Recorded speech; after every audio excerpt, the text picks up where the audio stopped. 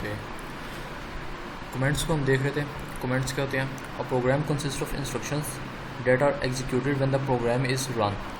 In between the statement or instructions of a program you can insert comments. Comments क्या होते हैं?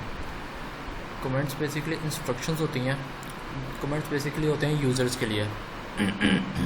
जब हम कोड लिख रहे होते हैं, कोड अब कोई नॉर्मल लैंग्वेज नहीं होती, कोड जब हम लिख रहे होते हैं, कोडिंग जब हम कर रहे होते हैं तो वो कंप्यूटर की लैंग्वेज होती है, वो थोड़ी डिफ़िकल्ट होती है, वो हमारी इस तरह नेटिव लैंग्वेज की तरह नहीं होती।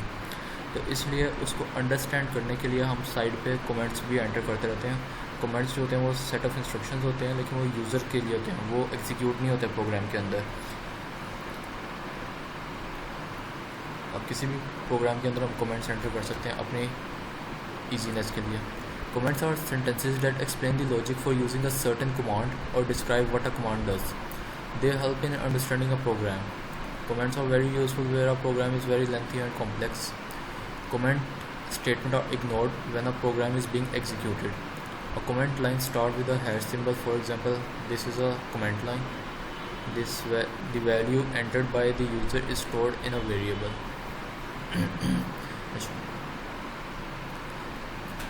Comments basically लिखे जाते हैं लॉजिक को अंडरस्टैंड करने के लिए कि कौन सी लॉजिक क्या परफॉर्म कर रही है। अच्छा, लॉजिक को अंडरस्टैंड करने के लिए हम कमेंटिंग यूज़ करते हैं। अब जब प्रोग्राम या तो बहुत लंबा होता है या बहुत लेंथी और बहुत कॉम्प्लेक्स हो तो फिर हम कमेंट्स साइड उसके साथ आगे नेक्स्ट लाइन के अंदर कमेंट्स इंसर्ट कर देते हैं ताकि हम इजीली उस कॉम्प्लेक्स प्रोग्राम को अंडरस्टैंड कर सकें। अब कमेंट्स को लिखने का तरीका क्या है? कमेंट जब हम कमेंटिंग्स लिखते हैं, कमेंट हम इस तरह से लिखते हैं। सबसे पहले हैश सिंबल लगाएंगे, हैश सिंबल इस तरह से, और आगे लिख देंगे this is a comment line. अब ये कमेंट है एक, the value entered by the user is stored in a variable, यानी कि इस लाइन का ये मतलब है कि अब ये कमेंट जहाँ पे भी उसने एंटर किया होगा इसका ये मतलब है कि हम जो वैल्यू है वो एक वेरिएबल के अंदर स्टोर करवा रहे हैं। अब ये हैश इसने हैश स्टार्टिंग में लगाया हुआ है, उसका ये मतलब है कि ये वाली जो लाइन है ये एग्जीक्यूट नहीं होगी प्रोग्राम के अंदर। Next topic is comparing operators. The numbers and variables that contain numbers can be compare to each other with the help of comparing operators. अच्छा, नंबर्स और वेरिएबल्स जो हैं वो आपस में कंपेयर करवाए जा सकते हैं एक दूसरे के साथ। अब ये आगे देख लेते हैं हम किस तरह से कंपेयर कराए जा सकते हैं। Here $A and $B can be numbers और वेरिएबल्स दैट कंटेन नंबर्स। अब जो $A और $B जो है ये दो वेरिएबल्स हैं। अब इन दो वेरिएबल्स के अंदर वैल्यू स्टोर होती हैं। $A के अंदर कोई सी भी वैल्यू हो सकती है, $B के अंदर भी कोई सी वैल्यू हो सकती है, $A के अंदर कोई वैल्यू भी हो सकती है, 1 2 3 4 1 से लेके थाउजेंड्स मिलियंस तक कोई भी वैल्यू हो सकती है। इसी तरह same is the case for $B variable. Table 5.1 shows a list of comparing operators. अब ये कुछ कंपेयरिंग ऑपरेटर्स हैं, ये टेबल के अंदर उन्होंने शो कराए हुए हैं। Operators $A double equal to $B, इसका मतलब है ये कंपेरिजन ऑपरेटर है। अब इसका मतलब क्या है कि $A के अंदर जो वैल्यू है वो $B की वैल्यू के बराबर है या नहीं है। मीनिंग इक्वल्स, इसका मतलब है इक्वल्स है या नहीं है। Explanation, it results in true if $A equals $B, यानी कि इन दोनों के बीच में कंपैरिजन होगा और अगर दोनों की वैल्यू बराबर हुई, इसके अंदर भी 1 वैल्यू हुई, इसके अंदर भी 1 वैल्यू हुई, तो इसका मतलब है रिज़ल्ट जो आया हमारे पास वो ट्रू है। Next operator is $A is not equals to $B। इसका क्या मतलब है? अगर $A की जो वैल्यू है वो $B की वैल्यू के बराबर नहीं है तो फिर जो रिज़ल्ट आएगा हमारे पास वो ट्रू आएगा। अगर तो बराबर है तो फिर रिज़ल्ट जो आएगा वो हमारे पास फॉल्स जाएगा। इस next operator is $A is greater than $B। Next is $A is less than $B। Next is $A is greater than equals to $B। इसका ये मतलब है कि अब ये ग्रेटर और लेस देन वाले तो आपको पता ही होंगे। हम $A greater than equal to $B के ऊपर देखते हैं। इसका क्या मतलब है? इसका मतलब ये है कि अब जो $A की जो वैल्यू है वो या तो $B से ग्रेटर हो या उसके बराबर भी हो।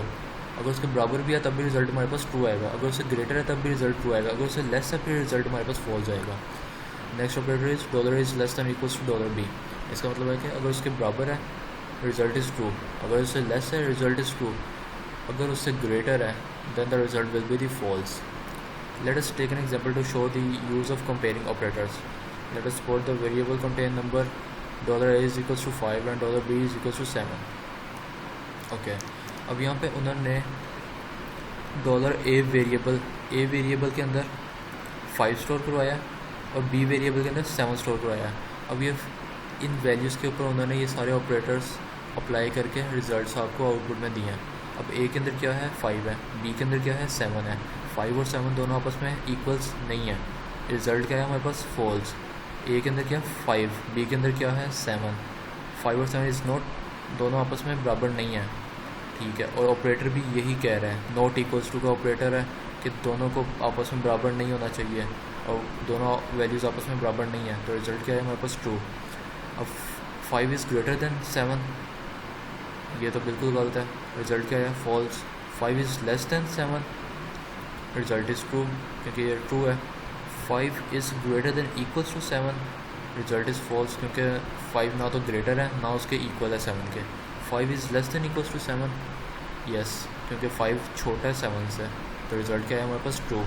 इस तरह से इन दो ए के अंदर वैल्यू आप क्या रखें 5 रखें और बी के अंदर क्या रखें 7 रखें और फिर ये सारे इसके ऊपर ऑपरेटर्स अप्लाई करें। The value true and false और कर बूलियन वैल्यूज़। अब ये जो ट्रू और फॉल्स हैं इनको हम क्या कहते हैं, ये बूलियन वैल्यूज़ होती हैं। बूलियन वैल्यूज़ क्या है वो हमारा नेक्स्ट टॉपिक है, वो स्टार्ट करते हैं। The Boolean values are named after गजनी Boole. It has only 2 values, true and false, they are called truth values.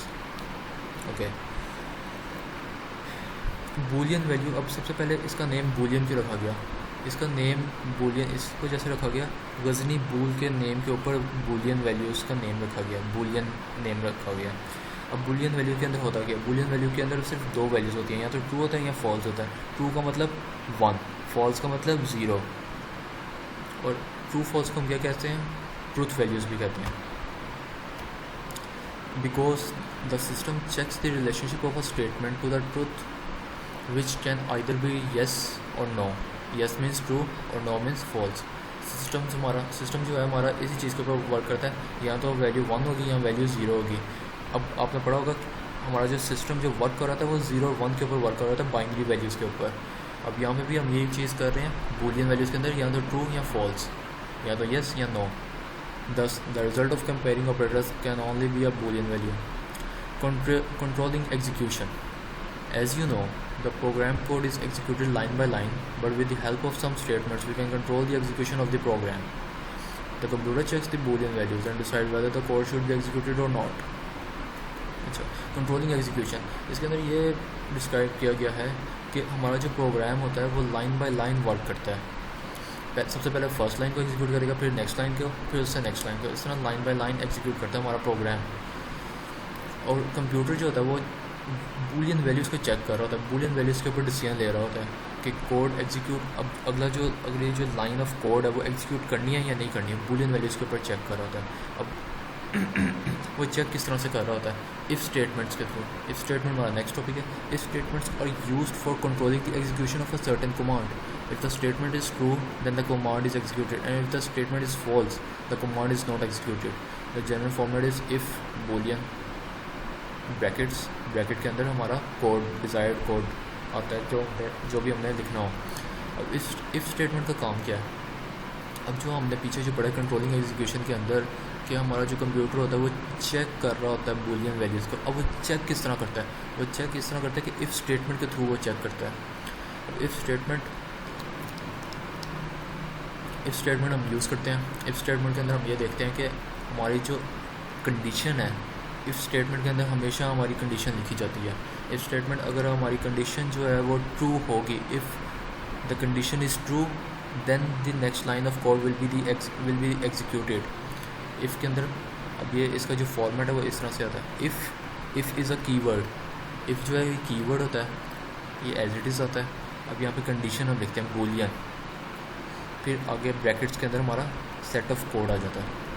अब वो चेक करेगा, हमारा कंप्यूटर चेक करेगा इफ़ बूलियन, बूलियन मीन्स अब यहाँ पे जो कंडीशन लिखी होगी हमारी वो यहाँ तो ट्रू होगी या फॉल्स होगी। अगर तो ट्रू है तो फिर हमारा इफ़ स्टेटमेंट जो है इसके अंदर जितना भी कोड लिखा होगा, जितने lines of code, 100 line of code भी लिखा होगा तो फिर वो एग्जीक्यूट होगा।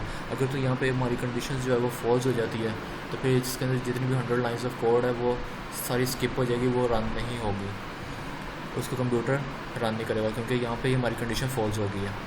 The code return between the curly bracket is executed if the Boolean value is true. ये इस लाइन के अंदर ये एक्सप्लेन किया हुआ है। Suppose Elson Public School is organizing a computer science talent competition for student of age less than or equals to 12 years. Okay. अब यहाँ पे अब हम एक छोटा सा एक्सपेरिमेंट या प्रैक्टिकल कह लें, प्रैक्टिकल करने लगे हैं। अब यहाँ पे हमारे पास जो स्टेटमेंट है, suppose Elson public school is organizing a computer science talent competition. Elson public school जो है वो एक कंपटीशन ऑर्गेनाइज कर रहा है कंप्यूटर साइंसेस का for students of age less than और इक्वल्स टू 12 ईयर्स। अब ये जो excuse me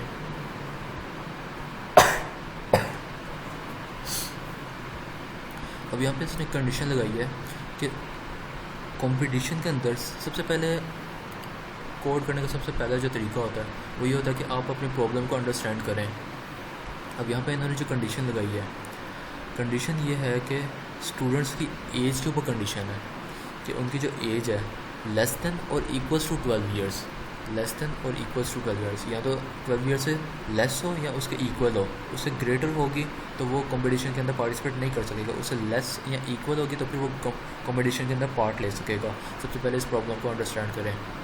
let us create a program which tell you whether you are eligible to enter the competition. Okay, अब इस स्टेटमेंट के ऊपर हम प्रोग्राम अपना बनाने लगे हैं। रीसेट मतलब यानी कि जितनी भी प्रीवियस वर्किंग हुई है वो सारी रीसेट हो जाती है।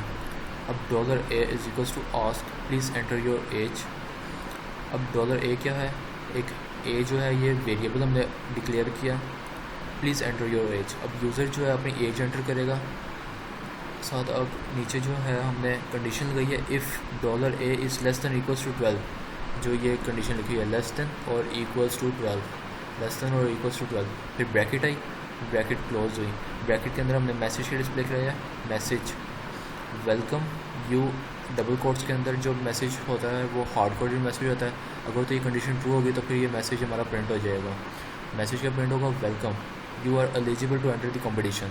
ये हमने एक छोटा सा प्रोग्राम लिखा है। अब इसकी एक्सप्लेनेशन देख लेते हैं।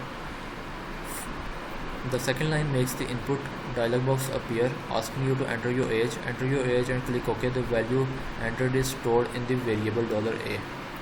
ओके, इसका ये मतलब है कि जो सेकेंड लाइन जो है हमारी, सेकेंड लाइन मीन्स ये वाली, फर्स्ट लाइन को हमने स्किप कर दिया, रीसेट को स्किप किया, सेकेंड लाइन से हमने एक्सप्लेनेशन स्टार्ट की है कि input dialog box appear. Input dialog box appear क्यों होगा, क्योंकि हमने ये आस्क का कीवर्ड हमने यूज़ किया कि वो यूज़र से आस्क करे, यूज़र से पूछे कि अपनी एज बताओ। Asking you enter your as and click okay. User के पास एक डायलॉग बॉक्स आएगा एंटर योर एज का, उसके अंदर यूज़र अपनी एज एंटर करेगा और फिर वो जो एज एंटर करेगा वो स्टोर हो जाएगी इस वेरिएबल के अंदर। वो जो यूज़र जो वैल्यू अपनी एंटर करेगा, सपोज करें उसने अगर 8 ईयर्स एंटर किया, 8 वैल्यू एंटर किया तो वो स्टोर हो जाएगी हमारे वेरिएबल के अंदर। फिर 8 ए के अंदर आ गया, फिर 8 के साथ कंपैरिजन ऑपरेशन परफॉर्म होगा, 8 is less than equals to 12, condition हमारी ट्रू हो जाएगी और फिर ये मैसेज हमारा डिस्प्ले हो जाएगा। The third line makes the computer test whether the age entered is less than और इक्वल्स टू 12। जो हमारी ये जो थर्ड लाइन है इसके अंदर कंपैरिजन परफॉर्म होगा कि जो यूज़र ने एंटर किया वैल्यू उसके साथ कंपैरिजन परफॉर्म होगा कि इसके ऊपर जो हमारी जो कंडीशन है वो चेक होगी कि कंडीशन ट्रू है या फॉल्स है। फिर आगे दो पॉसिबिलिटीज़ आती हैं, एक अगर ट्रू होगी, दूसरी अगर फॉल्स होगी। If true the code between the curly braces is executed, if false the code between the curly braces is not executed. अगर तो ट्रू होगी फिर ये एग्जीक्यूट होगा, अगर ट्रू नहीं होगी फिर एग्जीक्यूट नहीं होगा। Next, run the program and enter the age 11। अब ये जो हम कोड जो हमने लिखा है, ये कोड हमने कहाँ पे लिखा है, ये कोड हमने लिखा है KTurtle वाला सॉफ्टवेयर है एक, उस KTurtle सॉफ्टवेयर के अंदर हमने ये कोड लिखा है। जब हम कोड लिखेंगे तो इस तरह से हमारे पास डायलॉग बॉक्स आएगा, डायलॉग बॉक्स के अंदर हमने यूज़र ने अपनी एज एंटर की, अब 11 है, ये 11 एज एंटर किया, ओके किया, और उसके बाद मैसेज प्रिंट हो गया, welcome you are eligible to enter the competition, क्योंकि उसकी कंडीशन ट्रू थी। Next is if else statement. in the code above, if you enter say 15 as the age, then no message will appear. If you want a message to appear even if you enter an age 12 years, then you can combine the if statement with the else statement. अच्छा, अब जो हमारी condition थी वो थी less than और equals to 12 की। अब अगर हम 13 एंटर करते हैं तो हमारे पास कोई मैसेज भी प्रिंट नहीं होना था। अब अगर हम चाहते हैं कि अगर हम वैल्यू 13 या उससे ग्रेटर एंटर करें, यानी कि कंडीशन फॉल्स हो, तो तब भी कोई ना कोई मैसेज डिस्प्ले हो, तो फिर हम यूज़ करते हैं if else statement. The else statement is used when you want an output even when the Boolean value is false. The general format is if Boolean, यानी कि इफ़ कंडीशन आगे brackets curly braces, set of code इसके अंदर आ जाता है curly braces के अंदर। फिर जब हम कोड अपना एंटर करके ब्रैकेट क्लोज कर लेते हैं तो फिर उसके बाद एल्स की कंडीशन लिखते हैं। एल्स की कंडीशन के अंदर फिर ब्रैकेट ओपन, फिर ब्रैकेट क्लोज, इसके अंदर भी हम कोड लिखते हैं कि अगर कंडीशन फॉल्स होती है तो फिर क्या मैसेज प्रिंट हो। अगर कंडीशन फॉल्स हुई है तो फिर वो एल्स की स्टेटमेंट के अंदर आ जाएगा। अगर कंडीशन ट्रू है फिर वो इफ़ वाली स्टेटमेंट रन करके एल्स वाली स्टेटमेंट को स्किप कर देगा। या तो इफ़ वाली स्टेटमेंट चलेगी या एल्स वाली स्टेटमेंट चलेगी। Taking the previous example forward reset. Okay, ये अब हम प्रीवियस एग्जाम्पल को ही आगे लेके चल रहे हैं। वही वाली सेम वही प्रोग्राम हमने लिखा है।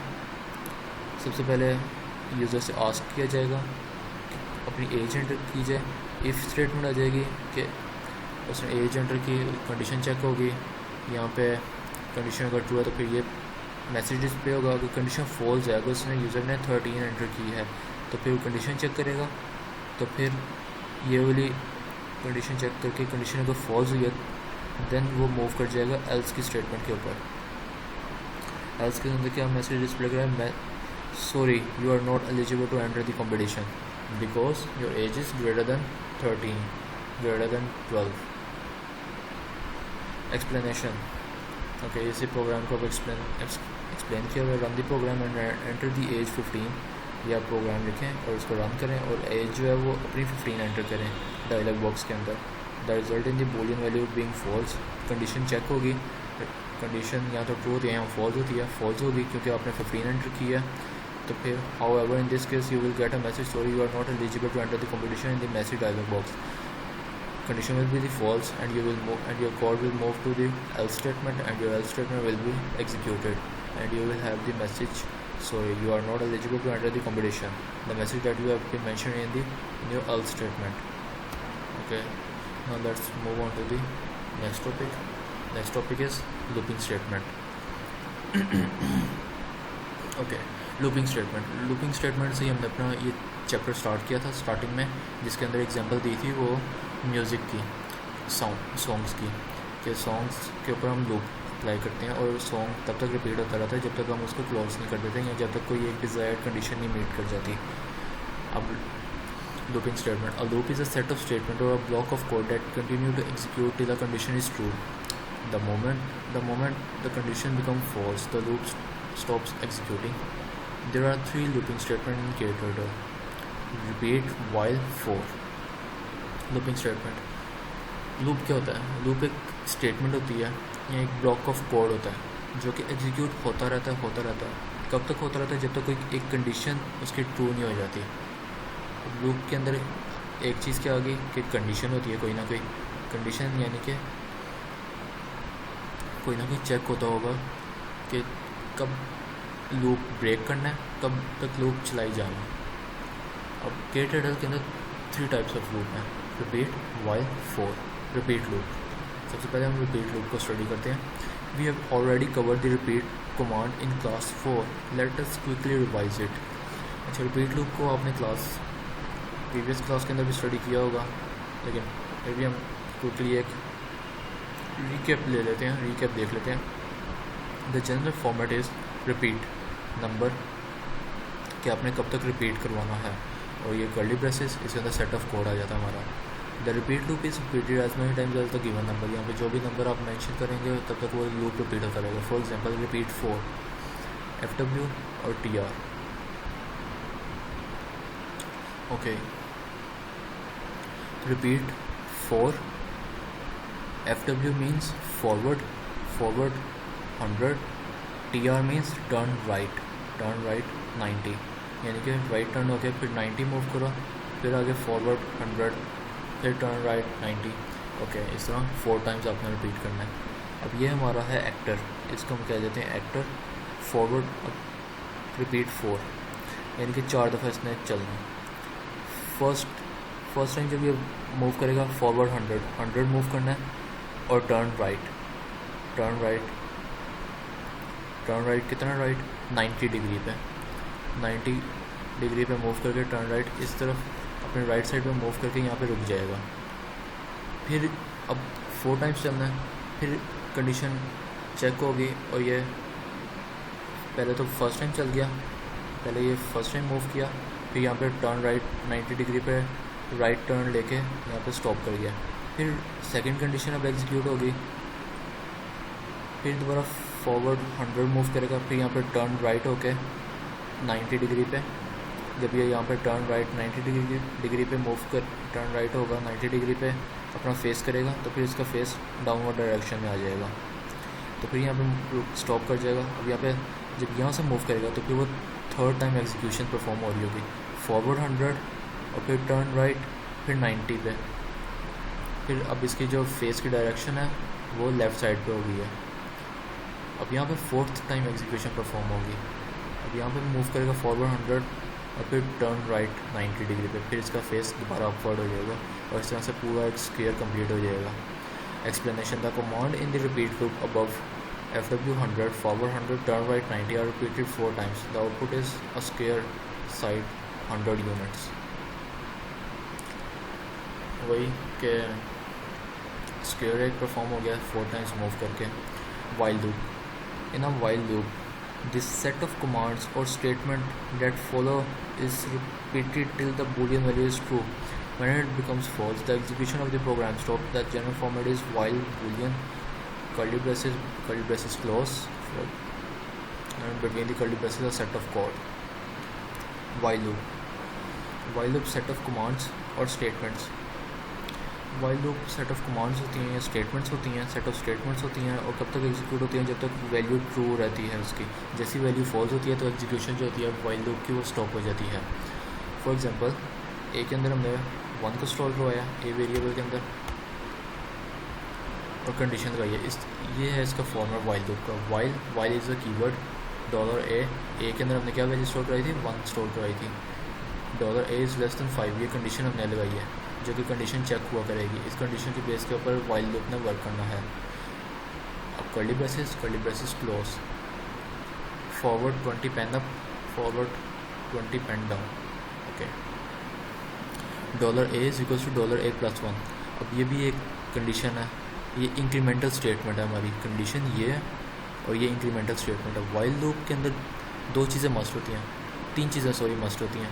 सबसे पहले वाइल कीवर्ड, फिर आती है कंडीशन, फिर इसकी curly braces open, curly braces close, और कर्ली ब्रेसेस क्लोज होने से पहले हम एक इंक्रीमेंटल स्टेटमेंट लगाते हैं वाइल लूप के अंदर मस्ट, फिर हमारा वाइल लूप कंप्लीट होता है।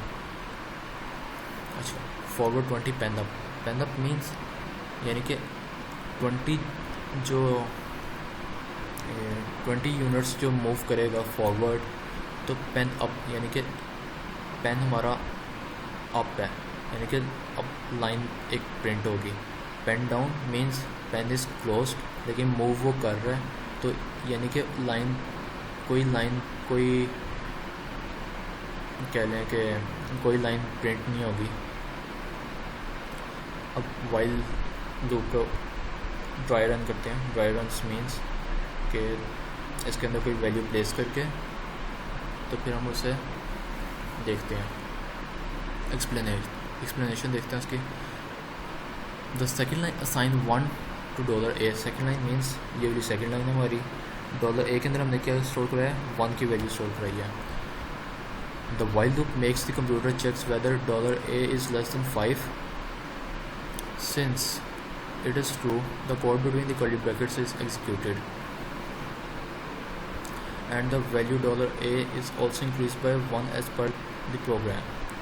अब यहाँ पे एक्सप्लेन ये किया हुआ है कि $a के अंदर हमारे पास कौन सी वैल्यू है 1 is less than 5, condition is true, condition true होगी तो फिर हमारा अब वाइल लूप के अंदर हम चले गए, वाइल लूप के अंदर गए और प्रोग्राम जो हमारा एग्जीक्यूट हुआ, एग्जीक्यूट इस तरह से हुआ फॉरवर्ड 20 के 20 यूनिट्स फॉरवर्ड मूव करो, पेन अप है यानी कि लाइन प्रिंट करनी है, और फिर फॉरवर्ड 20 पेन डाउन है यानी कि 20 ऊपर 20 यूनिट फॉरवर्ड पेन अप था और फिर 20 यूनिट फॉरवर्ड पेन डाउन के साथ, ये पेन डाउन के साथ कोई लाइन प्रिंट नहीं हुई, ये पेन अप था इसलिए लाइन प्रिंट हुई है। यहाँ पे हम पहुँच गए। फिर अब आगे आएगा $a is equals to $a+1 यानी कि $a+1 1 + 1 2 अब जो 2 वैल्यू है वो a के अंदर स्टोर हो गई है। अब a के अंदर कौन सी वैल्यू है 2, अब ऊपर जाएगा दोबारा और 2 के साथ कंपैरिजन ऑपरेशन परफॉर्म होगा। 2 is less than 5 and the condition is true, 2 is less than 5, yes condition is true, and then again this code will be executed. Forward 20 हम यहाँ पे थे, फिर दोबारा 20 फॉरवर्ड ऊपर मूव किया और पेन अप था, और फिर 20 फॉरवर्ड 20 यूनिट्स आगे फॉरवर्ड मूव किया पेन डाउन के साथ। अब यहाँ पे पहुँच गए हम, और फिर दोबारा अब 2 था, अब आगे इंक्रीमेंटल स्टेटमेंट आ गई a+1, यहाँ पे a के अंदर क्या वैल्यू थी 2 + 1 3 एक वेरिएबल के अंदर स्टोर हो गया। अब 3 के साथ कंपैरिजन ऑपरेशन परफॉर्म होगा, 3 is less than 5, condition is true and again the program will be executed. अब दोबारा से 20 फॉरवर्ड आगे मूव किया पेन अप के साथ और 20 फॉरवर्ड मूव किया पेन डाउन के साथ। अब अगेन इंक्रीमेंटल स्टेटमेंट आगे हमारी इंक्रीमेंट होगा। अब a के अंदर वैल्यू क्या थी 3 + 1 4 हो गया, 4 इसके अंदर स्टोर हो गया, 4 is less than 5, condition is true, again it will executed. अब यहाँ पे हम फॉरवर्ड 20 यूनिट आगे मूव किया पेन अप के साथ और 20 यूनिट आगे मूव किया पेन डाउन के साथ। और दोबारा इंक्रीमेंटल स्टेटमेंट आई 4 + 1 5 इसके अंदर स्टोर हो गया, 5 इज़ लेस दैन 5, कंडीशन होगी फॉल्स। अब यहाँ पे हमारा लूप ब्रेक कर जाएगा। अभी जिस तरह से मैंने एक्सप्लेन किया है इसको कहते हैं ड्राई रन। अब ये सारा इसके अंदर यही एक्सप्लेन हुआ है। Next is for loop. The for loop is also called the counting loop because it keeps the count for you. The for loop tells the computer to keep in mind the range of value between two numbers. The program starts with the variable being assigned the first number. Every time the loop is repeated, the number is increased by 1 until the second number is reached. The loop is repeated till the boolean value is true. If it is false, the program controls is transferred to the statement outside the loop. Okay.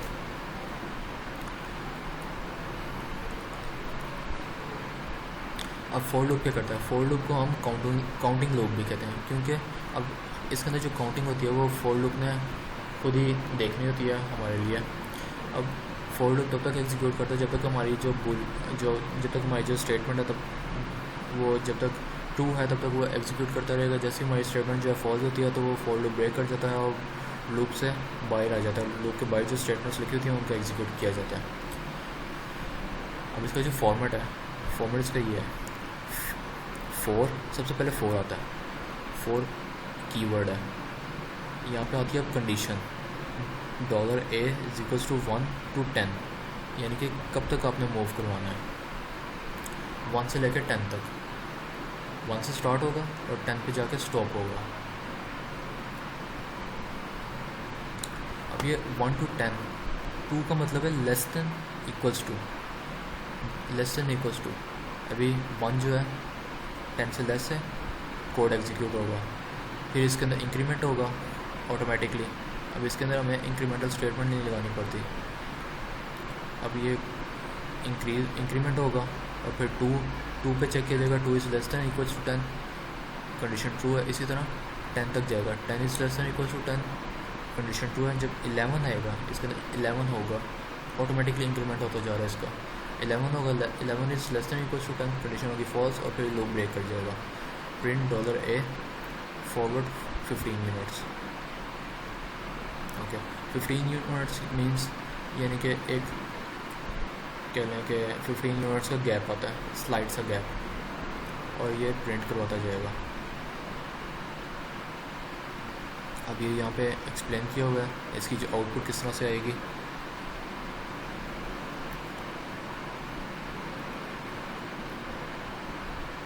The first line assign the value to $a। First line जो है इसके अंदर क्या है कि ए के अंदर हमने 1 को असाइन करवाया। The computer checks whether $a is less than equals to 10। उसके बाद कंप्यूटर जो है वो इसके कंडीशन चेक करेगा कि 1 is less than equals to 10। Condition true होती है, कंडीशन ट्रू होगी तो फिर क्या होगा, since it is true it will print 1 and move forward by 15 units. अब कंडीशन क्या है, प्रिंट $a। ए के अंदर क्या वैल्यू है, 1 है। अभी ए के अंदर 1 है, 1 यहाँ पे डिस्प्ले हो गया, और क्या है फॉरवर्ड 15, ऊपर की तरफ 15 यूनिट्स मूव करो। ऊपर की तरफ 15 यूनिट्स मूव किया और फिर दोबारा कंडीशन ऊपर जाएगी। इसके अंदर इंक्रीमेंट हो गया ए के अंदर, इसके अंदर वैल्यू क्या होगी, 2 होगी। 2 is less than equals to 10, condition होगी ट्रू, ट्रू होगी। दोबारा फिर प्रिंट $a के अंदर क्या थी वैल्यू, क्योंकि इंक्रीमेंट हुआ था 1 के अंदर, 2 होगी है वैल्यू, 2 प्रिंट होगा, और फिर दोबारा फॉरवर्ड 15 ऊपर की तरफ मूव करेगा। इसी तरह फिर इंक्रीमेंट होगा, फिर अब इसके अंदर वैल्यू क्या हो गया, इंक्रीमेंट होने की वजह से 3 हो गया ए के अंदर वैल्यू। तो फिर इसी तरह ये चलता जाएगा जब तक हम 11 पे नहीं पहुंच जाते। जब 10 पे पहुंचेंगे 10 प्रिंट होगा, तो फिर 10 के अंदर इंक्रीमेंट होगा, 11 हो जाएगा। 11 is less than equals to 10, condition हो जाएगी हमारी फॉल्स। तो फिर जब फॉल्स होगी it will execute this set of command within the curly braces till the Boolean value for condition come false. अच्छा, जब कंडीशन फॉल्स हो जाएगी तो फिर ये हमारा लूप ब्रेक कर जाएगा। For loop with steps,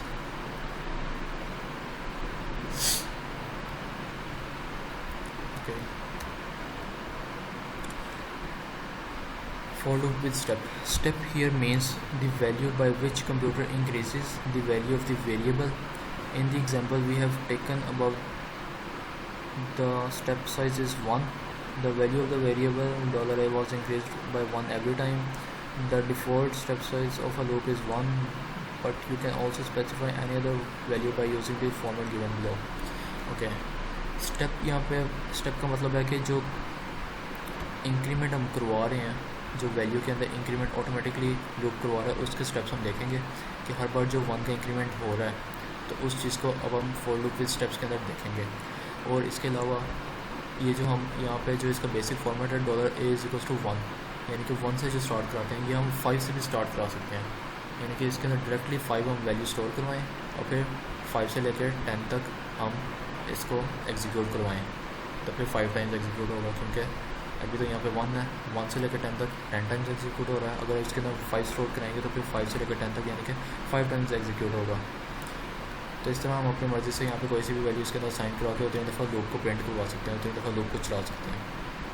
next step, for example consider the same program but with step size as specified as 2। अब वही पिछले वाले प्रोग्राम को हमने यहाँ पर लिया, लेकिन अब स्टेप्स हमने रखा है 2।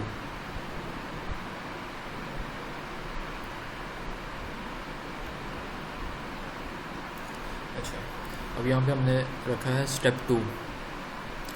अब ये सेम पिछली वाली प्रोग्राम है, लेकिन यहाँ पे बस एक इस चीज़ का हमने एक एडिशन करवाई है स्टेप 2 की।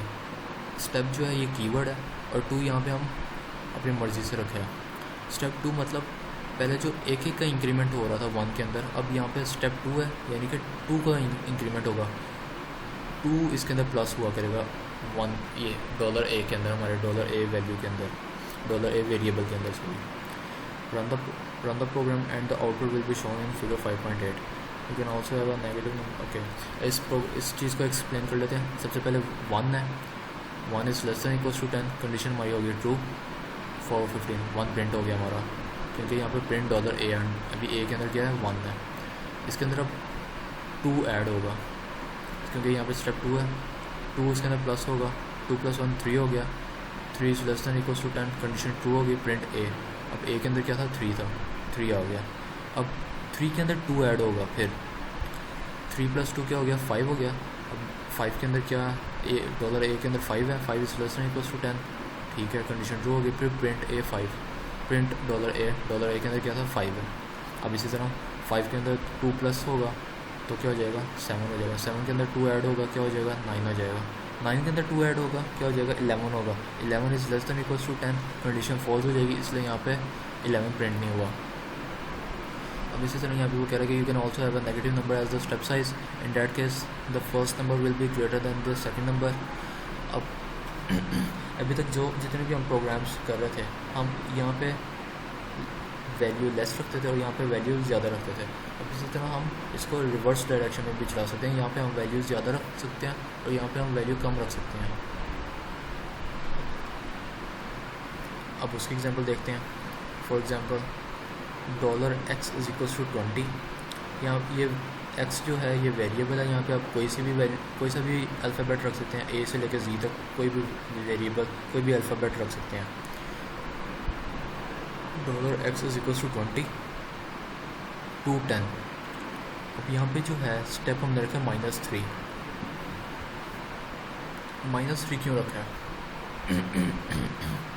-3 इस वजह से रखा है क्योंकि अब अगर हम यहाँ पे स्टेप 2 रखते, जैसे पीछे स्टेप 2 रखा हुआ है, तो हमारी स्टार्ट में कंडीशन फॉल्स हो रही थी, हमारा लूप ही नहीं चलना था। अब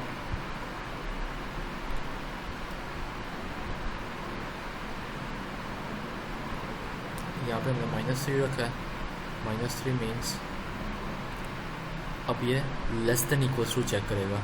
जब हम यहाँ पे पॉजिटिव रख रहे थे तो फिर वो देख रहा था कि लेस देन इक्वल्स टू यहाँ पे देख रहा था और यहाँ पे देखेगा ग्रेटर देन इक्वल्स टू।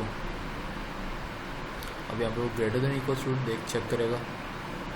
-3 रखा हमने, अब इसमें से माइनस करते जाएंगे। अब 20 है, 20 is greater than equals to 10, print होगा $x। $x के अंदर क्या था 20 है। फॉरवर्ड मूव करेंगे, फिर इसके अंदर से -3, इसके अंदर से 3 सब्ट्रैक्ट करेंगे, क्या आ जाएगा प्रिंट होगा 17। फिर 3 सब्ट्रैक्ट करेंगे 14 आ जाएगा। फिर 3 सब्ट्रैक्ट करेंगे 11 आ जाएगा। फिर 3 सब्ट्रैक्ट करेंगे क्या आएगा 8 आ जाएगा। 8 is greater than equals to 10, value हो जाएगी हमारी फॉल्स, तो इस वजह से हमारा लूप ब्रेक कर जाएगा।